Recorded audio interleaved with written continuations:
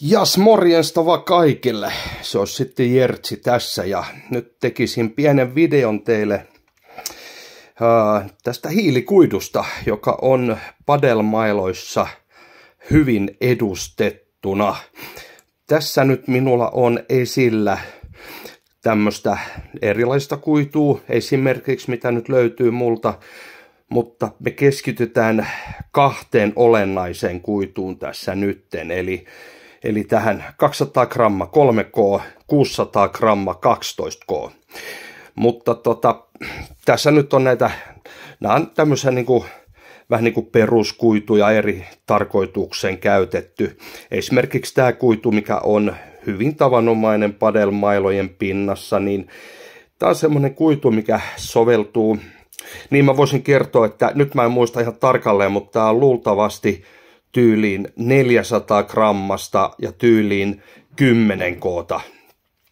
Niin tämä kuitu, tämä on hyvin tämmönen, kuten näkyy, niin tämä vaakakuitu häviää tästä itse rakenteesta, koska tämä on rakennettu silleen, että kun mä otan tämän käteen tämän kuidun, niin nämä säikeet, hiilikuidun säikeet ovat ikään kuin vierekkäin. Sen takia tämä kuvio on kans tämmönen niin kuin leveämpi kuin tämmönen tavanomainen. Tämä nyt on twilli ja tämä on tämä 1.1, ihan perus. Niin nämä on vähän niin kuin pyöreämpiä nämä säikeet. Tämä on ihan kuin paperia vaan mun kädessä, tämä ei ole ollenkaan pyöreä. Niin sen takia se vähän irtoilee tosta. Tämä soveltuu hyvin pinnalle, eli jos tekee levyjä tai padelmailan pintaan. Tämä ei hirveän hyvin taivu siinä, kun lähdetään tekemään profiileja, mutta kyllä sen saa taipumaan, kun se on märkä tietysti, mutta se ei ole niinku semmoinen niinku tuote, mikä käytetään, kuten esimerkiksi tämä twilli, joka on 1 kuitu yli, 2 kuitu ali, niin sen takia se on tämän näköistä.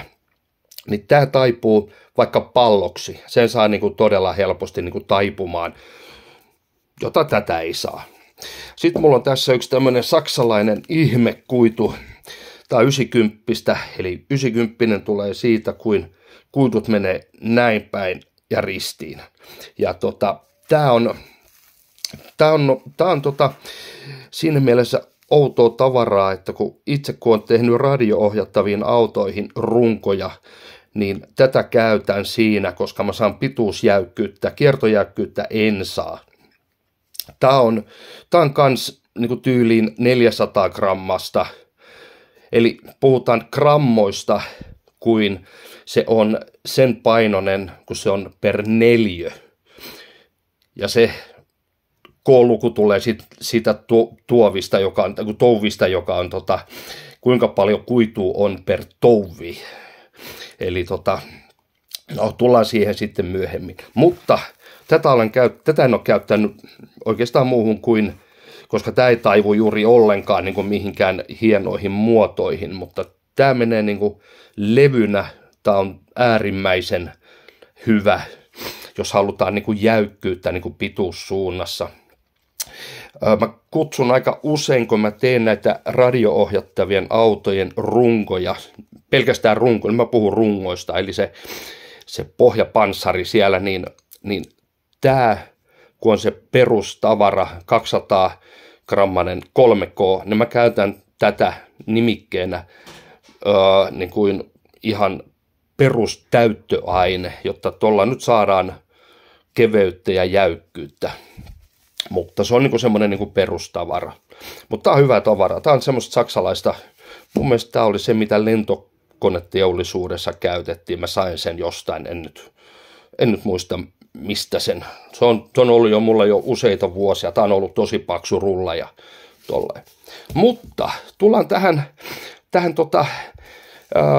eli nämä kuidut, mitkä nyt tässä on esillä. Nämä on tämmöisiä ihan semmoista niinku, ei oteta koska tää on kans vähän semmoinen niinku erikoisempi kuitu. Siinä on nimittäin, no voin näyttää. Eli kun otetaan niinku kuitu käteen, niin senhän saa niinku silleen niinku muokattua. Nyt mulla on vain yksi käsi tässä käytössä, niin sen saa niinku silleen niinku No tästä sen ehkä näkee. Joo, tästä sen näkee. Tää niinku heiluu niinku tälleen. Mutta tässä kuidussa, niin tässä on tämmöinen niinku pintakäsittely. Mä en tiedä näkyykö se kuinka hyvin. No kyllä se vähän niinku hilseilee tossa. Tää on semmoinen kuitu, missä on niinku pinnote. Niin tää ei niinku lähde niinku seilaamaan ollenkaan. Kuitu ei hajoa ikään kuin sitä levitessä. Että tää on niinku tämmönen niinku oikein niinku todella helppo kuitu lähtee tekemään levyjä. Tätä ei voi käyttää esimerkiksi, koska tämä ei mene muotoon niin hyvin, koska tämä on liima. Tai siinä on semmoinen käsittelyaine, mikä sen estää. Että mä en saa sitä niin kuin mihinkään juurikaan muotoihin, vaikka se on märkä. Mutta tämä on niin kuin, esimerkiksi tuommoisiin levyihin tämä on äärimmäisen hyvä. Mutta nyt tullaan tähän itse asiaan, miksi mä halusin ottaa esille teille tämän 200 grammaa ja 600 gramman kuidun ero.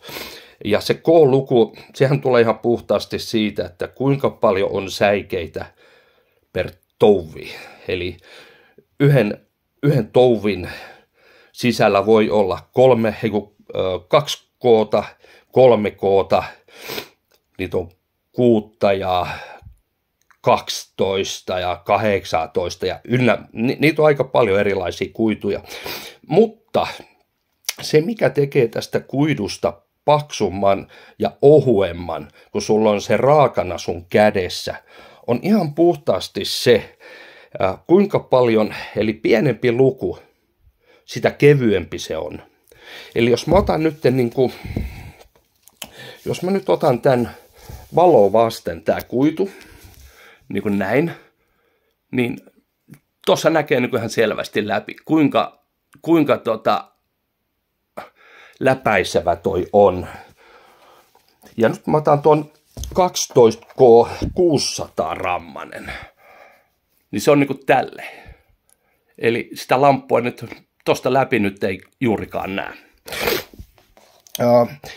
Se, mitä minä rakennan hyvin paljon myös, on tämmöisiä RC-autoja. Ja kuten näkyy, niin tää on 200 grammasta kuitua, mitä olen käyttänyt.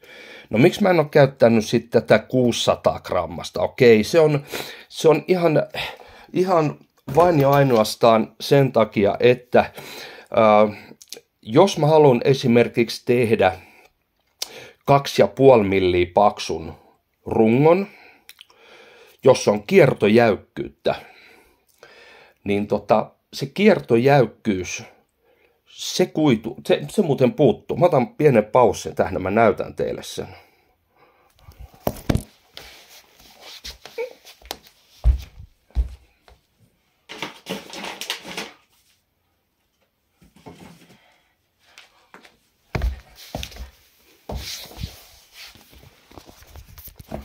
Joo, anteeksi.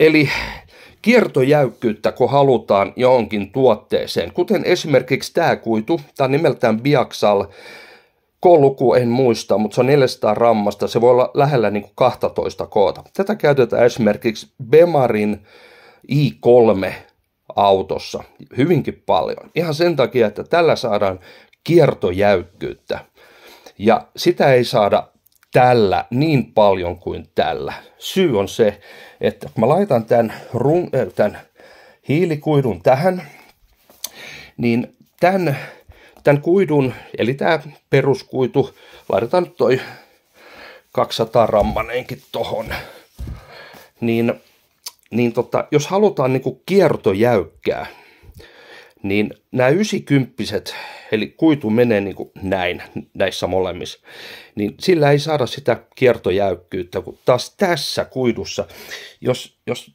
oikein katsotaan, niin tässä menee niin kuin kuidut menee niin kuin näin.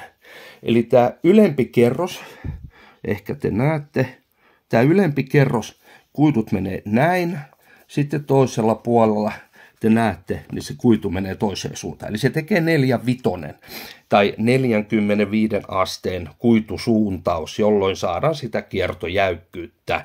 Ja tämäkin on niin paksua tavaraa, että kun mulla pitää olla ensiksi mä teen sen rungon 2,5 milliä. Kun mä ensiksi laitan tämän pinnalle, tämän alle ja tätä sisään, ja se kerrotaan 2 vähintään, niin se paksuus tulee niin, se rungon paksuus tulee niin paksuksi tällä 600 grammasella 12 koolla, että mä en pysty niin kuin, siitä tulee liian paksu.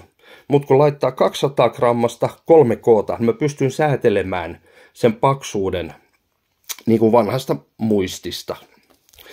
Mutta kuitenkin summa summarum, hyvät ihmiset, tässä on 200 grammaa 3K ja sitten tämä villapaita-osasto 600 grammaa 12K. Ja kun tätä laminoi, mä voin sanoa, että tämä hörppää epoksia todella paljon. Tämä on oikein kunnon suursyöppö tämä 600 grammanen. Kuten esimerkiksi tämähän on kuin A4 paperia kädessä tämä 200 grammanen. Mutta aramiidikuituun en viitti nyt lähteä kertomaan teille mitä se on, koska sitä ei käytetä padelmailossa juurikaan.